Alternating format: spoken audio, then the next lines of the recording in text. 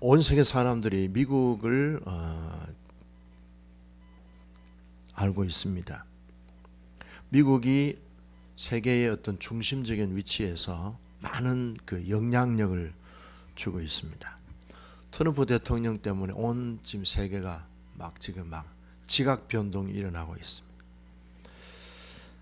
그럼 미국에 대해서 우리가 전 세계 사람들이 기억하고 있는 대표적인 이미지가 에브라함 링컨 대통령, 그 다음에 뉴욕의 맨하탄에 있는 자유의 여신상, 또 필라델피아에 있는 자유의 종, 그 다음에 국회의사당, 백악관, 이런 여러 건물들의 이미지가 공통적으로 보여주는 게 있다면요, 그게 바로 자유라고 하는 특징입니다.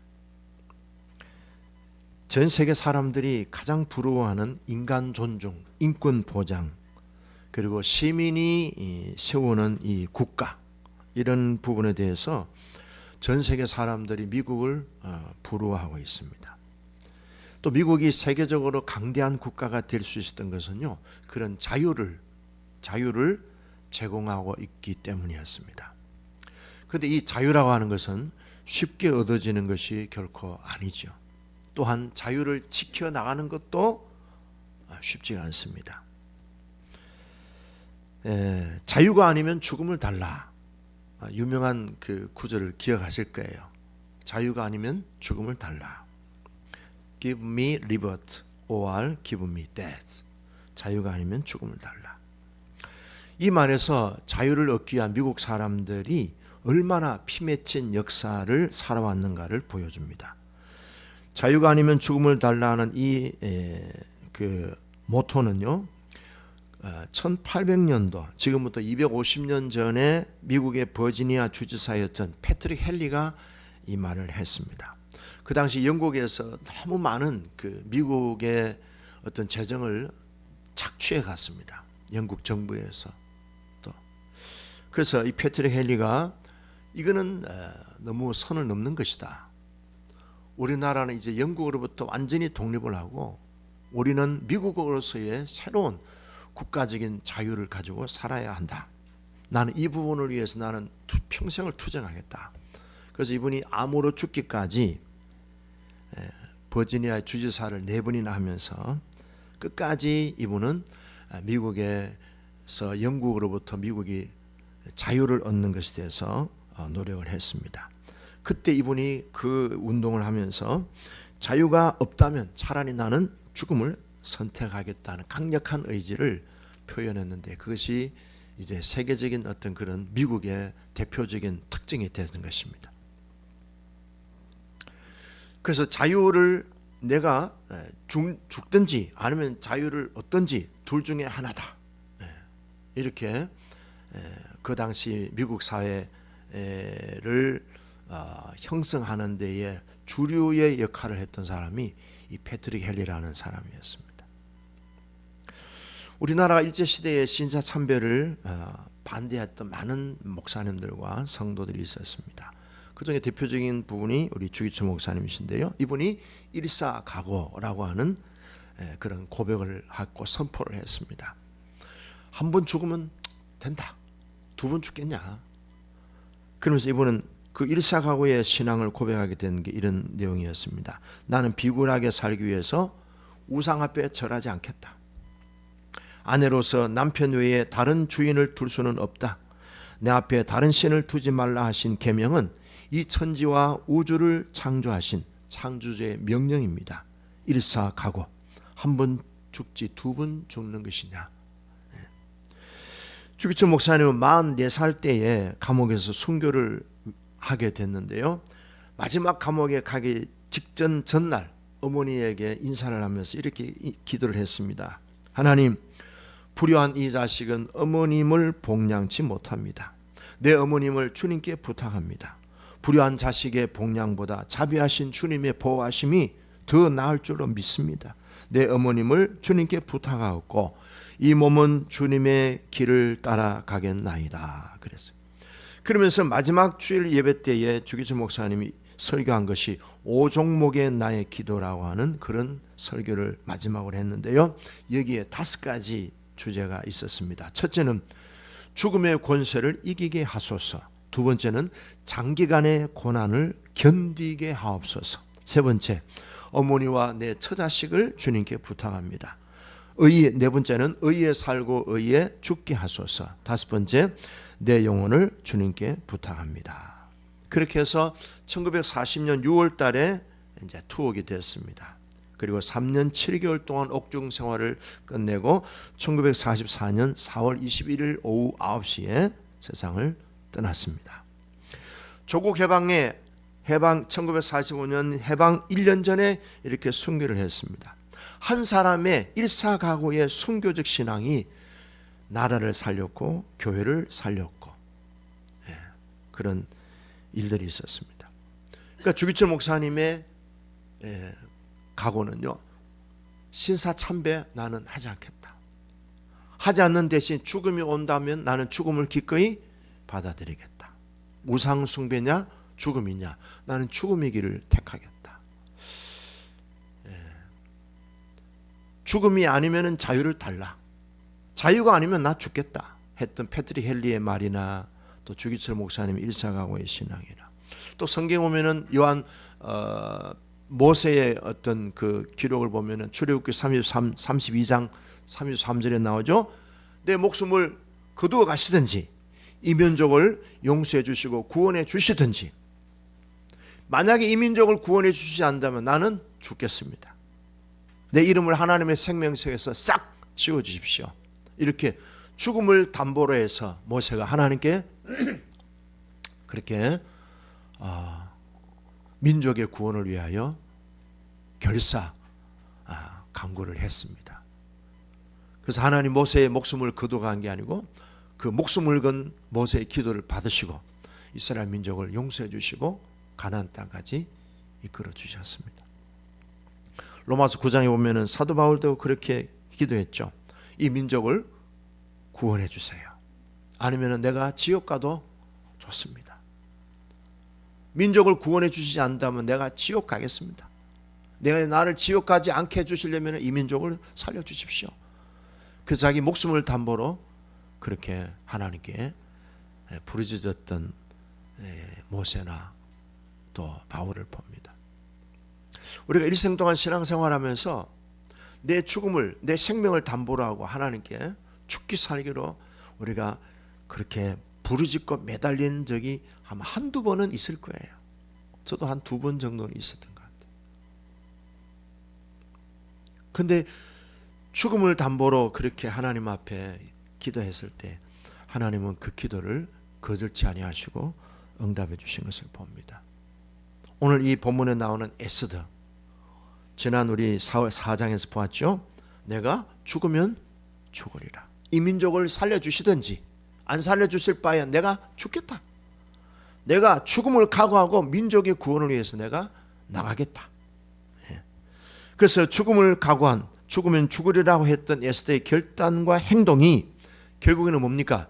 이스라엘 민족이 위기가 사라지고 문제가 해결되어지는 극적인 역사의 반전을 보게 됩니다. 에스더가 왕의 규례를 어기고, 왕이 오라고 하기 전에는 왕 앞에 가면 안 되죠. 근데 지금 나라가 지금 등하불명, 바람 앞에 있는 등불과 같아서 도저히 기다리고 세월을 보낼 여유가 없어. 오늘 당장이라도 내가 왕을 만나지 않으면 이 민족이 삽시간에 멸망의 구덩텅이에 빠지는데, 내가 죽을지라도 내가 왕의 규례, 왕의 법도를 어기고 내가 왕 앞에 가겠다. 그래서 3일 동안 금식기도 하고 에스더가 밤중에 왕 앞으로 갑니다. 자, 오늘 그 내용이 1절과 2절에 나옵니다. 제3일에 5장 1절 나오죠. 제3일은 무슨 날입니까? 죽으면 죽으리라 하고 결단하고 이제 3일을 기도와 금식하고 난 뒤에 3일에, 그런 3일입니다. 그냥 3일이 아니고 금식하고 기도하고 여차하면 나는 죽을 수 있다. 죽음을 아주 마음속으로 진지하게 받아들이고 죽으면 죽는다. If I die, I die. 내가 만약에 죽는다면 내가 죽겠다. 그런 결단을 하고 왕후의 예복을 입고 왕궁 안뜰 어전, 왕이 앉아 있는, 왕이 이제 있는 그 어전 맞은편에 섰습니다. 왕이 마침 어전에서 문을 대하여 왕좌에 앉아 있었어요. 주위에 사람들이 없었어요. 자칫 잘못하다가는 왕의 호위병들한테 걸리면은 바로 그냥 죽는 거예요. 왕후라도. 근데 2절을 읽읍시다. 2절 시작. 왕후 에스더가 뜰에 선 것을 본 적 매우 사랑스러움으로 손에 잡았던 금규를 그에게 내미니 에스더가 가까이 가서 금규 끝을 만진지라. 이건 뭐예요? 공식적인 절차를 밟는다는 거죠. 왕도 예외가 없이 왕비라 할지라도 금규를 내밀고, 왕이 지팡이잖아요. 지휘봉. 그걸 잡으니까 왕 앞에 이제 아마 지팡이가 꽤 길었던 것 같아요. 우리나라에 뭐 장대같이 이래. 그래야 칼 들고 왕 앞에 올 수 없을 정도 거리를 두고 이제 잡아라. 잡으니까 이제 에스더가 왕 앞으로 가게 된 거죠. 자, 이게 뭐예요? 우리가 볼 때는 별거 아닌 것 같죠. 뭐 한 문장, 그죠? 한 구절 한 구절인데 여기서 우리가 볼 수 있는 것은요, 왕이 부르지도 않았는데 왕 앞에 간 에스더를 왕이 보니까 법을 어긴 거잖아요. 부르기 전에 왔잖아요. 자, 영화의 한 장면 같으면은 아마 배경음악이 굉장히 무겁게 깔렸을 겁니다. 빵빵빵 하면서 시청자들한테 굉장히 어떤 그런 위기감을 주는 배경음악이 깔렸겠죠. 그런데 왕의 얼굴이 싹 펴지면서요, 에스더를 보니까 뭘 본 것 같아요? 아름다운 천사로 보이는 거예요. 송재영 장로님이 김수현 집사님을 처음 만났을 때 뿅간 그런 모습으로 입이 벌어지는 거예요. 홀라당 마음이 뭐예요? 홀라당 마음이 푹 들어온 거예요. 에스더라는 여자가 왕의 마음속에 확 홀라당 그냥 지배를 한 거죠. 정복당한 거죠. 그랬더니 왕이 규를 내밀고 에스더를 부르면서 뭐라고 합니까? 3절 같이 읽어보겠습니다. 시작. 왕이 이르되 왕후 에스더여, 그대의 소원이 무엇이며 요구가 무엇이냐? 나라의 절반이라도 그대에게 주겠노라. 나라의 절반을 주겠대요. 여러분들은 뭘 달라 하겠어요? 나라의 절반이라도 주겠다면 뭘 달라 그랬어요? 서울을 주십시오. 이렇게 기도하시기를 바랍니다. 서울은 우리 큰빛교회 것이요. 서울을 주십시오. 자, 이렇게 이 내용이 극적인 순간들이 이렇게 풀어질 때 얼마나 긴장이 됐겠어요. 그죠?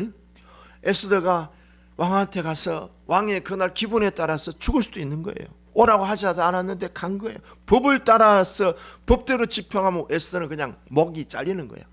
왕비의 옷이 벗겨짐을 당하고 능지처참 당할 수도 있는 거예요. 근데 왕이 그날따라 희한하게 눈이 뿅 간 거예요. 에스더가 미인이었을까요? 자, 퀴즈.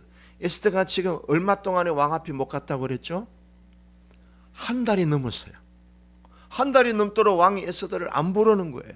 자기 왕비로, 자기 와이프로 공식적으로 임명을 했고 선발을 했는데 한 달 동안 마누라가 안 보고 싶은 거야. 지금 신혼기간인데 사실은 그렇죠.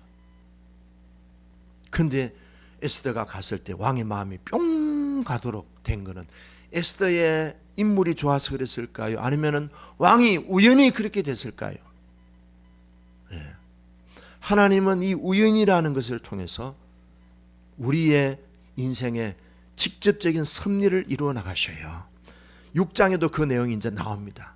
6장에는 우연이라는 하나님의 섭리, 우연이라는 하나님의 섭리, 우리가 볼 때는 우연인 것 같은데 하나님 그것을 굉장한 구원의 큰 기회로 역전시켜 나가시고 반전시켜 나가시는 하나님의 역사하심을 볼 수 있습니다. 자, 그러면은 오늘 이렇게 된 것은 에스더가 인물이 30일 동안에 굉장히 인물이 성령수설을 했을까요? 아니면 왕이 특별히 에스더가 보고 싶은 마음이 막 끌어올랐을까요? 이런 놀라운 이 상황이, 무거운 이 현실이 굉장히 행복하고 굉장히 훈훈한 분위기로 바뀌어지게 된 것은 기도가 있었던 겁니다. 에스더의 기도, 모르드게의 금식 기도, 이스라엘 민족의 합심 단합된 금식 기도, 하나님이 역사하신 줄로 믿습니다. 예, 그렇습니다. 그래서 기도는요, 왕의 마음을 움직이고, 기도는요, 역사를 반전시키는 하나님의 섭리가 임하는 기회가 됩니다. 에스더를 보고 왕은 제안을 합니다. 네 소원이 뭐냐 에스더야? 나라의 절반이라도 주겠다. 완전히 상황이 역전됩니다. 이렇게 역전이 된 비결이 뭐라 그랬죠? 중보기도 있었습니다. 회개기도, 간절한 금식기도. 두 번째는 뭡니까? 에스더와 모르드게가 원팀이 된 거예요. 원팀. 무슨 원팀이 된 거예요? 민족의 위기를 위해서 네가 죽으면 죽으리라 하고 왕 앞에 가라. 지금 나라가 지금 절체절명의 위기에 있으니까 네가 죽음을 결단하고 가면은 하나님은 너에게 역사하시고 우리 유대인은 구원받을 것이다. 죽음이라고 하는 그 숙제를 가지고 서로 의논했을 때 모르드게는 제안을 했고 에스더는 아멘 했습니다. 죽음의 결단입니다. 그래서 에스더도 죽으면 죽으리라는 결단을 했습니다. 뭘 결단입니까? 내 왕비의 옷을 벗어도 나는 문제없다. 왕비라고 하는 내 인생의 부귀영화 나 내려놓겠다. 얼마나 이 결단이요 무거운 결단입니까? 이게 쉬운 결단이 아니라고요. 해본 사람은 이것이 얼마나 무거운 것인가를 알게 될 거예요. 결국에는 뭡니까? 이것이 상황을 역전시키고 위기를 반전시킨 비결이 됐습니다.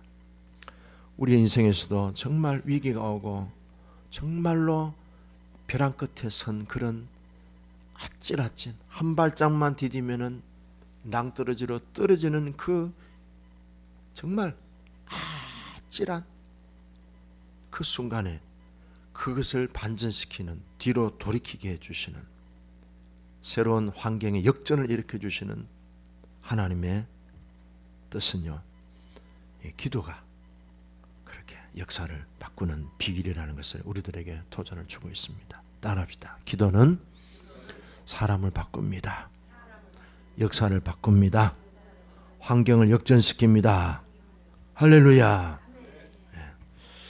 그리고 이 내용을 보면서 제가 하나 묵상한 게 뭔가 하면요, 에스더가 나라의 위기를 보면서 내가 이 민족을 위해서 기꺼이 죽을 수 있다. 이 민족의 구원을 위해서라면 내가 기꺼이 왕비의 부귀영화 내려놓을 수 있다. 그렇잖아요. 그럼 주님이 이 내용을 가지고 우리들에게도 동일하게 말씀하십니다. 내가 너를 위해서라면 내 모든 것을 내어 줄 수 있다. 내가 너를 위해서라면 나의 모든 것을 희생해도 아깝지 않다. 그만큼 주님께서도 우리에게 사랑하시고 하나님은 우리를 향하여 독생자를 주시기까지 너를 위해서라면 내 아들도 희생할지라도 아깝지 않다. 너를 위해서라면 우리는 그런 존재로 하나님 앞에 서 있음을 믿으시기 바랍니다. 제가 예수를 처음 믿었을 때 그런 느낌을 받았어요. 너무 교회가 따뜻했어요. 우리 집은 너무 추운 겨울이었는데 교회를 가니까 따뜻한 봄날이었어요. 사람들이 다 너무 인자하게 보였어요. 물론 나중에는 안 그렇다는 걸 알게 됐지만 처음에는 너무 교회 식구들이 천사 같았어요. 목사님이 천사 같았고 학생에 나온 우리 친구들이 천사 같았고요. 그렇게 사람들이 순수하게 보였고요. 저는 정말 천국에 온 기분이었습니다. 그리고 들려주시는 메시지마다 하나님이 너를 사랑하신다는 이 메시지에 너무 감격이 됐어요. 그래서 내가 이렇게 하나님이 나를 사랑해 주시니까 나는 내 청춘을 주를 위해 불태우리라. 그러면서 한켠에는요, 그러나 장가는 보내주십시오. 그런 기도도 하고요. 그래서 어떤 여자분이 계시는데요, 4대째 예수 믿는 집안에서 태어났어요. 장로교 집안에서 태어났는데요, 어릴 때부터 놀이터가 교회였습니다. 교회 식구들이었고, 그러니까 말씀을 듣고 찬양하는 것이 너무 좋았습니다. 찬양을 너무 잘하다 보니까 나중에는 음악대학을 갔는데, 원래 목표하던 음악대학을 못 가고 그냥 지방으로 갔어요. 성적이 안 좋아가지고. 그 자기는 찬양을 하면 하나님이 굉장히 기뻐하실 줄 알고, 또 그래도 지방이지만 그래도 음대를 성악을 전공하고 찬양으로 하나님께 영광 돌려고 하나님이 기뻐하시겠다는 부푼 꿈을 가지고 공부를 했는데, 졸업을 했어요. 근데 졸업을 했는데 취직이 안 되는 거예요. 계속 떨어지고 결국에는 나중에는 자존감이 점점 무너졌습니다. 하나님 왜 이렇게 나에게 자꾸 안 되게 해주십니까? 나에게 뭐 감정이 있습니까? 이렇게 하나님을 원망했습니다.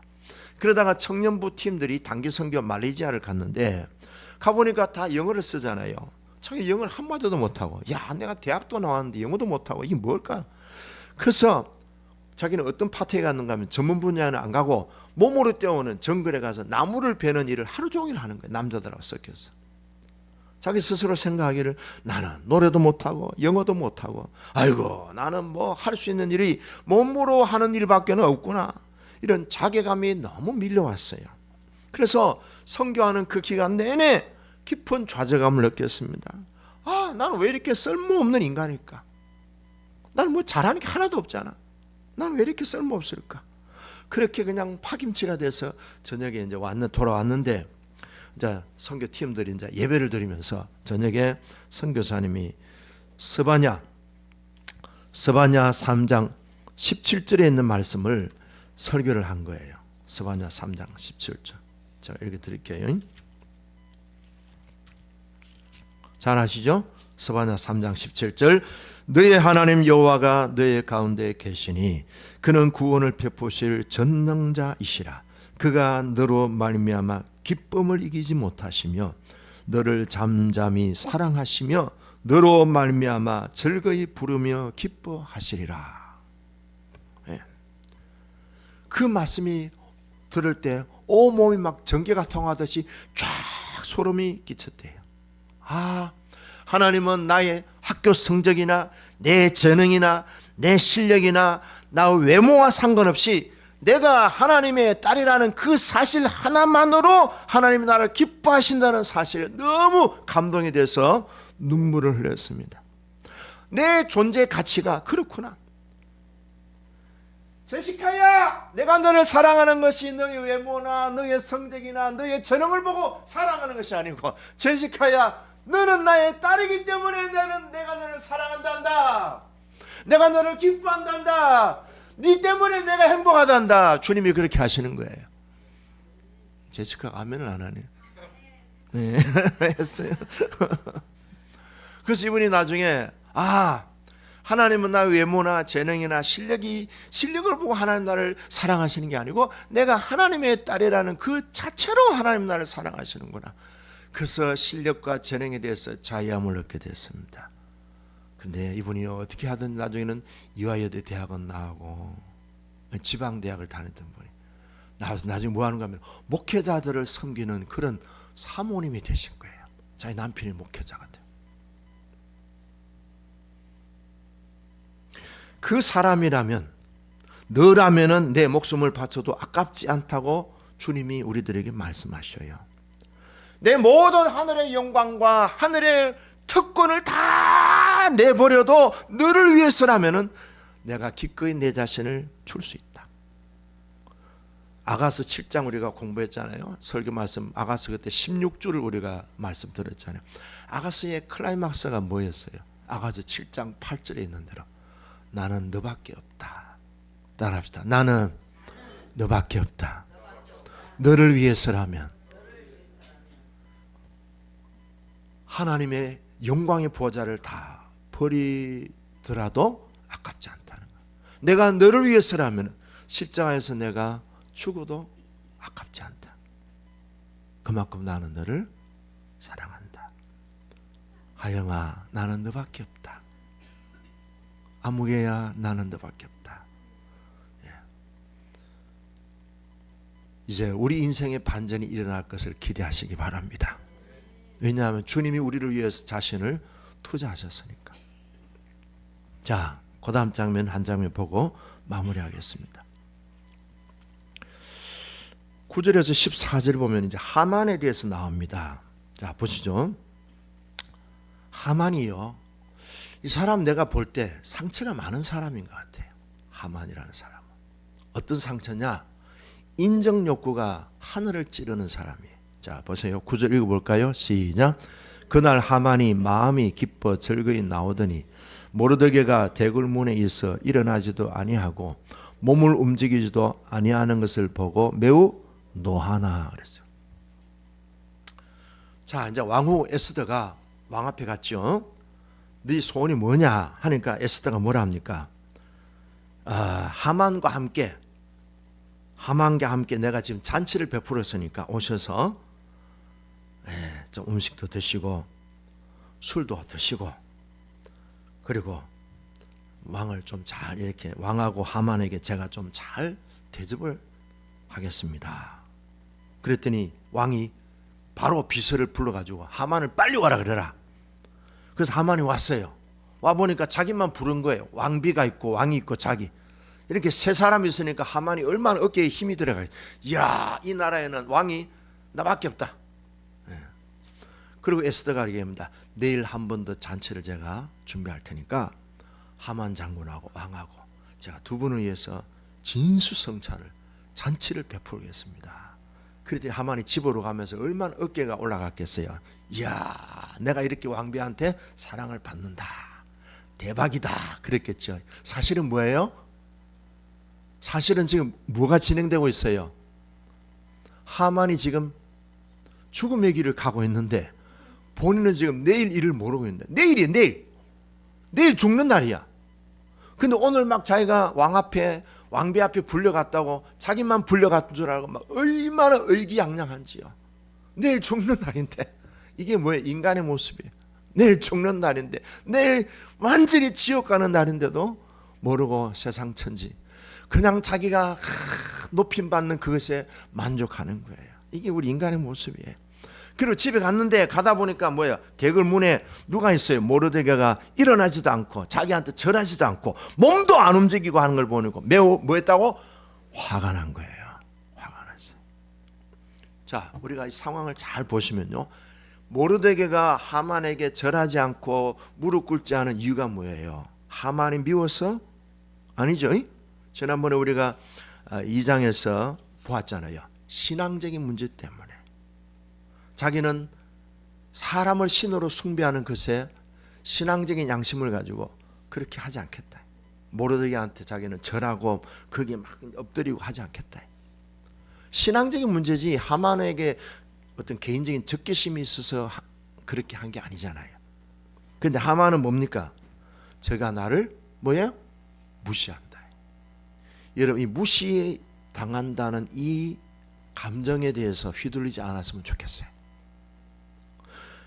내가 무시당한다, 이것이 내 어떤 인생의 미래를 결정짓는 기준이 되면은 큰 변을 겪을 수 있다는 거예요. 예수님은 우리들에게 뭐라고 그러셨어요? 내만큼 무시당한 사람이 있으면 나와봐라 그래. 예수님 우리에게 말씀하셨잖아요. 우리가 무시당할 때, 주님 나 무시당했어요, 나 업신여김 당했어요, 나 사람 취급 못 받았어요, 나 너무너무 억울해요 라고 할 때 예수님은 우리 보고 뭐라 그랬어요? 그래, 나도 그랬다. 어쩌면 나는 너보다 더 하나님의 아들로 하나님의 본체의 영광을 버리고 이 땅에 와서 얼마나 내가 짓밟히고 희롱당하고 온갖 조롱과 멸시, 침뱉음, 뺨 맞고 머리에 사람들이 나를 조롱한다고 진짜 면류가 아니고 가시 면류관을 내 머리에 씌우고 난 얼마나 피 흘리면서 죄인 중에서 최고의 극형에 처하는 십자가에 죽지 않았느냐. 하만이 보면은요, 모르드게의 어떤 신앙적인 문제에 대해서 그걸 개별화해야 되잖아요. 그걸 분리시켜야 되는데, 저 친구가 저리 하는 것은 나를 무시하는 거다. 그래서 어떻게 해요? 분노가 일어난 거죠. 그래서 이 분노를 어떻게 합니까? 모르드게를 죽이기 위해서 모르드게와 모르드게에 속한 유대민족을 학살시키려고 그들을 죽이고 그들의 재산을 몰수하려고 12월 13일 날 날짜를 D-Day를 잡았잖아요. 이게 얼마나 위험한 일인가요? 나중에 엄청난 후폭풍을 가져오게 됩니다. 자, 여러분, 하만은요, 스스로의 왜곡된 생각으로 자기 자신을 죽음으로 몰고 가고 있다는 사실을 전혀 모르고 있는 거예요. 우리가 인생을 살아가면서 자존심에 목숨을 걸고 무시당하는 것 때문에 우리의 인생의 선택이 바뀌어지고 우리의 기준이 우리 존재에 무시당하는 것에 기준을 두고 결정한다면요, 이거는 굉장한 인생의 마이너스가 될 수 있습니다. 자, 그런데요, 이 하만의 이런 마음에 충동질을 하는 사람들이 있어요. 14절에 보시죠. 그의 아내 세레스와 모든 친구들이 이르되 높이가 50규빗 되는 나무를 세우고, 50규빗이면 얼마나 돼요? 한 규빗은 요 팔꿈치에서 중지 요까지 한 규빗이잖아요. 보통 45cm 정도 잡잖아요. 그럼 50규빗이면 얼마입니까? 5, 25, 2m 50 정도. 2m 50 되는 짱대에다가 모르드게를 그 나무에 매달으십시오. 그리고 왕한테 가서 잔치에 참여하십시오. 그러니까 이 사람이 자기에게 알랑방구 끼니까 좋아가지고 나무를 세워가지고 들고 가잖아요. 사실은 그 나무에 누가 죽어요? 지가 죽는 줄도 모르고 가는 거예요. 에? 여러분, 나를 사람들이 무시하거나 나를 업신여기거나 또 부부지간이나 부모와 자녀지간이나 또 뭐 우리가 무슨 일을 선한 일을 할 때 남이 안 알아준다, 남이 무시한다, 업신여긴다, 예, 전혀 개의치 마시고 우리는 어떻게 해요? 끝까지 따라합시다. My way, 나의 부름받은 사명의 길을 가면 되는 거예요. 가면은 뭐가 됩니까? 하나님의 영광이 드러나고 그 고난이 뭐예요? 부활의 영광으로 역전이 될 것입니다. 이 하만이요, 자기가 의기양양하니까 주위 사람들의 말에 그냥 그 말잔치에 그냥 휘둘립니다. 그러나 정작 우리가 귀를 기울여야 될 말씀은 주님의 음성입니다. 요한복음 5장 25절, 주님의 음성을 듣는 자는 살리라. 그러나 세상 소리에 귀를 기울이면 반대로 망하는 길입니다. 주님의 음성을 들으시고 세상의 소리에 장단 맞추지 말고, 예, 자존심 상하는 것에 목숨 걸지 말고요, 예, 일사각오의 신앙으로 끝까지 주님의 부르심에 한 걸음 한 걸음 우리의 길을 걸어가기를 주의 이름으로 축복합니다.